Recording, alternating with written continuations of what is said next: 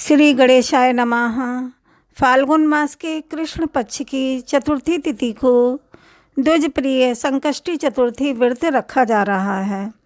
इस साल 5 फरवरी गुरुवार को व्रत रखा जाएगा। भगवान गणेश जी की विधिवत पूजा करने के साथ साथ व्रत रखने का विधान है। द्विज प्रिय संकष्टी चतुर्थी व्रत के दिन व्रत रखने के विघ्नहर्ता गणेश जी की पूजा करें और अंत में व्रत कथा का पाठ अवश्य करें। इस व्रत कथा के बिना उपवास अधूरा माना जाता है। द्विज प्रिय संकष्टी चतुर्थी व्रत की कथा कहेंगे, आप लोग भी सुनिएगा। माँ पार्वती पूछती हैं, हे गणपति, फाल्गुन माह के कृष्ण चतुर्थी को गणेश जी के पूजन का क्या विधान है? इस माह गणेश जी का किस नाम से पूजन होता है तथा आहार में क्या ग्रहण किया जाता है? भगवान गणेश जी कहते हैं, हे माता, फाल्गुन कृष्ण चतुर्थी को द्विज प्रिय नाम से गणेश जी की पूजा अर्चना करनी चाहिए। इस दिन खीर में कनेर के पुष्प मिलाकर गुलाब बाँस की लकड़ी से हवन करना चाहिए। इस दिन आहार में घी एवं शक्कर का सेवन करना चाहिए। इस चतुर्थी से संबंधित एक कथा का मैं वर्णन करता हूँ। धर्मराज युधिष्ठिर द्वारा प्रश्न पूछने पर भगवान कृष्ण ने जो उत्तर दिया था उसका वर्णन मैं करता हूँ। श्री कृष्ण जी ने कहा कि प्राचीन काल में युवनाश्र नामक एक अत्यंत दयालु, उदार, धर्मनिष्ठ एवं प्रजावत्सल राजा राज्य करता था। वह देवताओं और ब्राह्मणों का आदर सम्मान करने वाला था। उसी राज्य में विष्णु शर्मा नामक एक धर्मज्ञ एवं वेद वेत्ता ब्राह्मण निवास करते थे। उनके 7 पुत्र थे जो सुख समृद्धि से परिपूर्ण थे, किंतु पारिवारिक कलह के कारण सभी पुत्र अलग अलग स्थानों पर रहने लगे। विष्णु शर्मा प्रतिदिन क्रम से प्रत्येक पुत्र के घर भोजन करने जाते थे। समय बीतने के साथ वृद्धावस्था के कारण विष्णु शर्मा अत्यंत दुर्बल हो गए।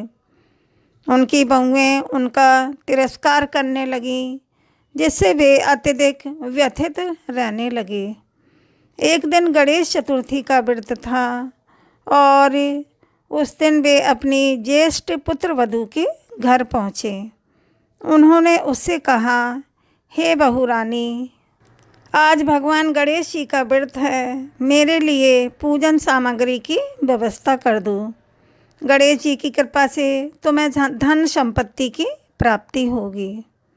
यह सुनकर पुत्र वधू कटुवाणी से बोली कि उसे घर के अनेक कार्य करने हैं और इन सब बातों के लिए उसके पास समय नहीं है। उसने यह भी कहा कि वह ना तो गणेश चतुर्थी के व्रत को जानती हैं और ना ही गणेश जी को, तथा विष्णु शर्मा से वहाँ से चले जाने को कह दिया। इस प्रकार अपमानित होकर विष्णु शर्मा अपनी अन्य 6 बहुओं के घर गए। 6 बहुओं ने उनका तिरस्कार किया, किंतु सभी ने उनका तिरस्कार किया। अंततः वे अपने सबसे छोटी बहू के घर पहुँचे। वह अत्यंत निर्धन थी। विष्णु शर्मा ने संकोचपूर्वक उससे कहा कि 6 बहुओं द्वारा अपमानित किए जाने के बाद अब उनके पास कोई और स्थान नहीं बचा है। साथ ही यह भी कहा कि उसके यहाँ पूजन सामग्री की व्यवस्था संभव नहीं है और वे वृद्धावस्था में यह व्रत कैसे कर पाएंगे। अपने ससुर की पीड़ा सुनकर छोटी बहू ने स्नेहपूर्वक कहा कि उन्हें चिंता करने की आवश्यकता नहीं है। वह उनके साथ मिलकर संकटनाशन गणपति बप्पा का व्रत करेंगी और गणेश व्रत का पालन करेंगी और भगवान गणेश जी अवश्य कष्टों का निवारण करेंगे। यह कहकर वह भिक्षा मांगने गई और पूजन की सामग्री एकत्र कर लाई। उसने स्वयं और ससुर के लिए लड्डू बनाए तथा धूप, दीप, नैवेद्य, अक्षत, तांबुल, पुष्प और फल आदि से विधि पूर्वक पूजन किया। पूजन के पश्चात घर में भोजन का अभाव होने पर भी उसने अपने ससुर को भोजन कराया और स्वयं उपवास किया। रात्रि के समय विष्णु शर्मा को उदर पीड़ा और अपच हो गया, जिससे वे अशुद्ध हो गए। छोटी बहू ने उनके चरण धोकर उन्हें शुद्ध किया और व्यथित होकर विलाप करने लगी कि उसके कारण ससुर को यह कष्ट सहना पड़ा। सहायता के लिए कोई उपाय ना सूझने पर वह रात्रि भर जागरण करती रही। प्रातःकाल जब छोटी बहू जागी तो उसने देखा कि उसका पूरा घर हीरे, मोती, मूंगे और मणियों जैसे बहुमूल रत्नों से भरा हुआ है। उन रत्नों के प्रकाश से पूरा घर जगमगा रहा था। उधर विष्णु शर्मा की उदर पीड़ा भी पूर्णतः शांत हो चुकी थी। आश्चर्यचकित होकर छोटी बहू ने पूछा कि यह अपार धन घर में कहाँ से आया और कहीं यह कोई षड्यंत्र या स्वप्न तो नहीं है। तब विष्णु शर्मा ने कहा कि यह सब उसके भक्तिपूर्वक किए गए गणेश व्रत का फल है।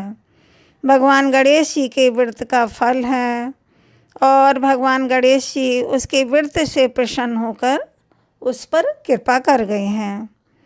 छोटी बहू ने विनम्रतापूर्वक कहा कि यह सब ससुर की श्रद्धा और मार्गदर्शन का परिणाम है, जिससे उसकी दरिद्रता का अंत हुआ।